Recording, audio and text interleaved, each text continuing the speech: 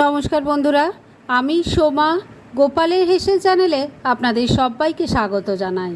আজকে রুটি পরোটা লুচির সাথে খাওয়ার জন্য ঝটপট তৈরি হয়ে যাবে এই রকম একটা রেসিপি আপনাদের সাথে শেয়ার করছি, যেটা আশা করছি আপনাদের সবার খুব ভালো লাগবে। তাই চলুন সময় নষ্ট না করে রান্নাটা করে ফেলি। আজকে রুটি পরোটার সাথে পরিবেশনের জন্য ঝটপট তৈরি হয়ে যাবে এমন একটা রান্না করছি, আর তার জন্য কড়াই সর্ষের তেল দিয়ে গরম করে নিয়েছি। এর মধ্যে প্রথমে দিয়ে দিলাম অল্প একটু পাঁচফোড়ন, একটা তেজপাতাকে দু টুকরো করে নিয়ে দিয়েছি, আর একটা শুকনো লঙ্কা দিয়ে দিলাম। ফোড়নটা ভাজা ভাজা করে নিচ্ছি। ফোড়নটা ভাজা ভাজা হয়ে গেছে, এবার এর মধ্যে এক এক করে কিছু সবজি দেব। প্রথমেই দিয়ে দিচ্ছি আলুর টুকরো। এখানে আমি একটাই ছোট সাইজের আলু নিয়ে সেটাকে ছোট ছোট আলু চচ্চড়ির মতো করে কেটে নিয়েছি, দিয়ে দিলাম। তেলের সাথে মিশিয়ে নিয়ে হালকা করে একটু ভাজা ভাজা করে নিচ্ছি। আলুর টুকরোগুলো হালকা করে ভাজা ভাজা করে নিয়েছি। এবার এর মধ্যে দিয়ে দিচ্ছি বিনস আর গাজরের টুকরো। এখানে আমি একটাই বড় সাইজের গাজর নিয়েছি আর 5-6টা বিনস টুকরো করে কেটে নিয়েছি। সব কিছুর সাথে এগুলোকেও মিশিয়ে একটু ভাজা ভাজা করে নিচ্ছি। এইভাবে ধাপে ধাপে সবজি দিয়ে যদি একটু ভেজে রান্না করা হয় তাহলে রান্নার স্বাদ অনেক বেড়ে যায়, কেননা সবজির কাঁচা গন্ধও চলে যাবে, আর তাই জন্যে টেস্টিও ভীষণ হবে। 2-3 মিনিট সময় নিয়ে সমস্ত সবজিগুলো মিশিয়ে একটু ভাজা ভাজা করে নিয়েছি। এবার এর মধ্যে দিয়ে দিচ্ছি চপ করা কাঁচা লঙ্কা। এখানে আমি 3টে কাঁচা লঙ্কা চপ করে নিয়েছি। ঝালটা অবশ্যই আপনারা নিজেদের টেস্ট অনুযায়ী দেবেন।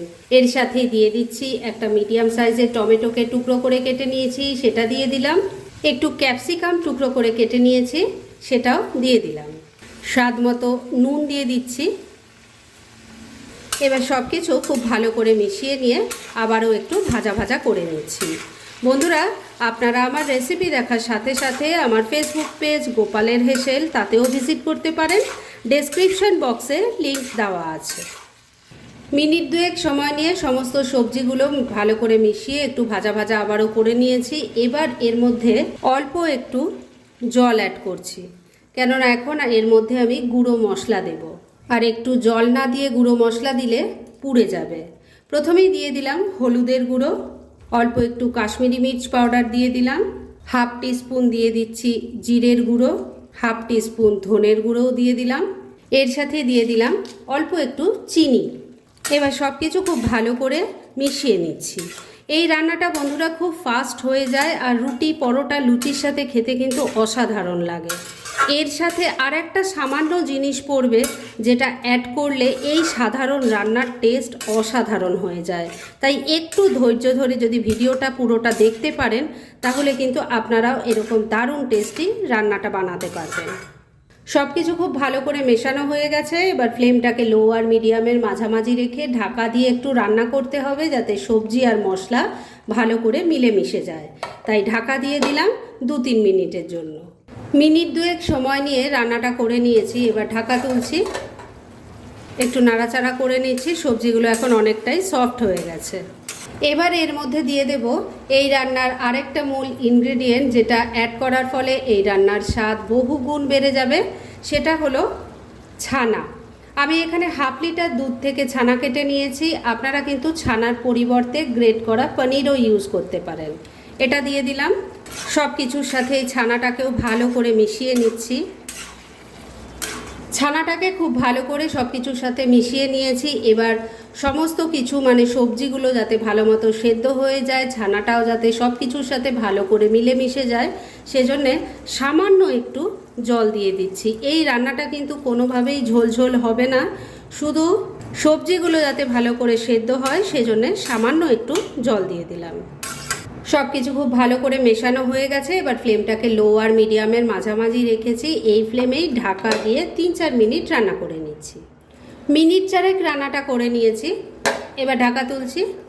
আমি কিন্তু মাঝে 2বার ঢাকা তুলে একটু নাড়াচাড়া করে দিয়েছিলাম, আর নুন মিষ্টিটা চেক করে নিয়েছিলাম।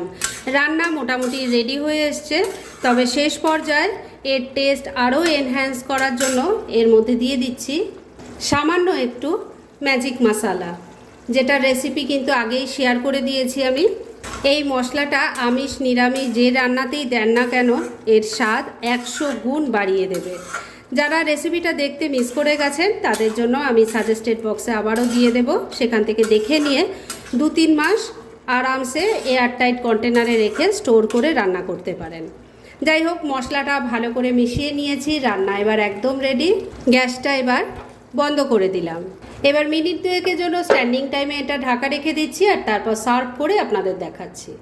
ফ্রেন্ডস, আমার আজকের এই দুর্দান্ত স্বাদের ঝটপট তৈরি হয়ে যাবে এরকম রেসিপিটা একদম রেডি হয়ে গেছে। এটা রুটি, পরোটা, লুচির সাথে খেতে ভীষণ ভালো লাগবে। তাই দেরি না করে পারলে এটা আজই একবার ট্রাই করে ফেলুন আর তারপর কেমন লাগলো সেটা প্লিজ কমেন্ট করে জানাবেন। এরকম ধরনের অনেক ভালো ভালো নিরামিষ রান্নার রেসিপি আপনারা গোপালের হেসেল সার্চ করলেই পেয়ে যাবেন, যার মধ্যে থেকে কিছু কিছু আমি সাজেস্টেড বক্সেও দিয়ে দেব, সেখান থেকেও আপনারা দেখে নিতে পারেন। তাই গোপালের হেসেল অবশ্যই ভিজিট করুন। আর আপনারা কেমন ধরনের রেসিপি চাইছেন সেটাও কিন্তু আমাকে জানাতে পারেন। আমি চেষ্টা করব সেই সব রেসিপিগুলো আপনাদের সাথে শেয়ার করার। আর আমার আজকের এই রেসিপি যদি আপনাদের ভালো লাগে আর ইউজফুল বলে মনে হয়, তাহলে যারা এখনও আমার চ্যানেলটাকে সাবস্ক্রাইব করেননি তারা প্লিজ সাবস্ক্রাইব করুন। তাহলে আজকের মতো এখানেই শেষ করছি। পরদিন আবার এরকমই কোনো ভালো রেসিপি নিয়ে চলে আসব। আপনারা সবাই খুব ভালো থাকুন, সুস্থ থাকুন।